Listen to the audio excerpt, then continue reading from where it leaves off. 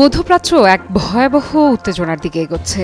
দীর্ঘদিনের শত্রু ইরান ও ইসরায়েলের মধ্যে যুদ্ধ যেন এখন সময়ের অপেক্ষা। ইসরায়েল ইতোমধ্যেই বিভিন্নভাবে ইরানের পরমাণু কর্মসূচি থামানোর হুমকি দিয়ে আসছে, আর সম্প্রতি গাজা যুদ্ধের পর এই উত্তেজনা আরও তীব্র হয়েছে।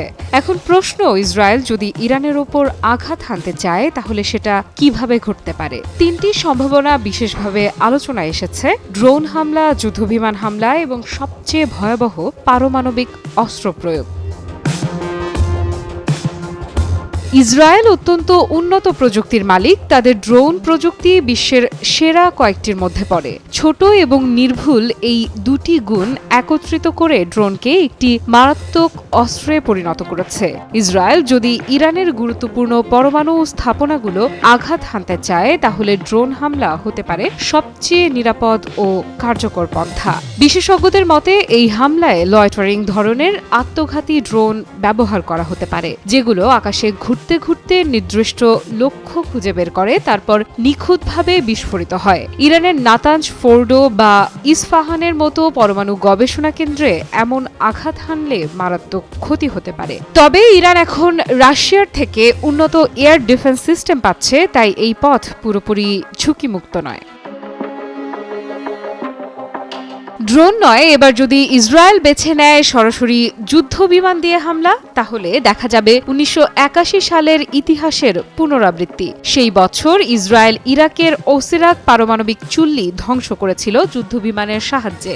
আজকের দিনে ইসরায়েলের F-35I আদির যুদ্ধ বিমান আছে, যেটি স্টেলথ প্রযুক্তির কারণে রাডারে সহজে ধরা পড়ে না। এই যুদ্ধবিমান ইরানের আকাশসীমা পেরিয়ে গোপনে ঢুকে পারমাণবিক স্থাপনাগুলোতে সার্জিক্যাল স্ট্রাইক করতে পারে। এছাড়া বড় বড় বাংকার বিধ্বংসী বোমা ব্যবহার করেও ভূগর্ভস্থ স্থাপনাগুলোতে আঘাত হানার সক্ষমতা ইসরায়েলের আছে। তবে এই পরিকল্পনার বিপরীতে একটা বড় চ্যালেঞ্জ হলো দূরত্ব ও প্রস্তুতি। ইরান ও ইসরায়েলের মধ্যে 1500 কিলোমিটারের বেশি দূরত্ব। একাধিক ট্যাঙ্কার বিমানের সহায়তা ছাড়া দীর্ঘ সময় আকাশে যুদ্ধ বিমান চালানো কঠিন। আবার ইরান ইতোমধ্যে হরমুজ প্রণালী ও পারস্য উপসাগর জুড়ে নিজস্ব প্রতিরক্ষা প্রস্তুতি নিয়ে রেখেছে। তৃতীয় পরিকল্পনা হতে পারে পরমাণু অস্ত্রের সর্বনাশা হুমকি।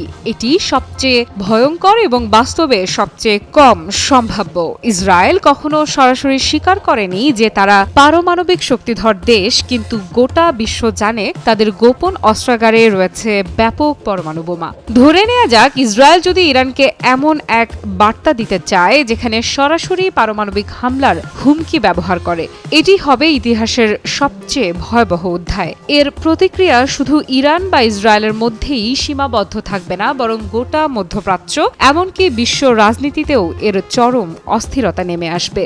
জাতিসংঘ, যুক্তরাষ্ট্র কিংবা ইউরোপীয় ইউনিয়ন সবাই তখন বাধ্য হবে বিষয়টিতে হস্তক্ষেপ করতে। পারমাণবিক অস্ত্র ব্যবহারের ঘটনা হলে সেটি হবে দ্বিতীয় বিশ্বযুদ্ধের পর প্রথম। তাই বাস্তবতা বলছে এটি কেবল এক ভয়ঙ্কর কল্পনা হিসেবেই হয়তো বিবেচনায় রাখা যেতে পারে, কিন্তু বাস্তবে প্রয়োগের সম্ভাবনা প্রায় নেই বললেই চলে। স্বাস্থ্যকর অল টাইম হানিকম, সব সময় অল টাইম হেলদি লাইফ। যুদ্ধের পথ যতই পরিকল্পিত হোক না কেন, প্রতিটি হামলার বিপরীতে রয়েছে ভয়াবহ প্রতিশোধের সম্ভাবনা। ইরানও যে বসে থাকবে না তা নিশ্চিত। হিজবুল্লাহ, হুথি এবং বিভিন্ন শিয়া মিলিশিয়া সবাইকে ইরান ব্যবহার করতে পারে ছায়াযুদ্ধের অংশ হিসেবে। ইসরায়েলের কাছে তিনটি অপশন আছে ঠিকই, কিন্তু প্রতিটির সঙ্গে জড়িয়ে আছে বিস্ফোরক ভবিষ্যৎ। সেই ভবিষ্যতের দিকে বিশ্ব তাকিয়ে আছে ভয়, কৌতূহল আর দুশ্চিন্তায়। আফরিদা ইফরাত, নিউজ 24।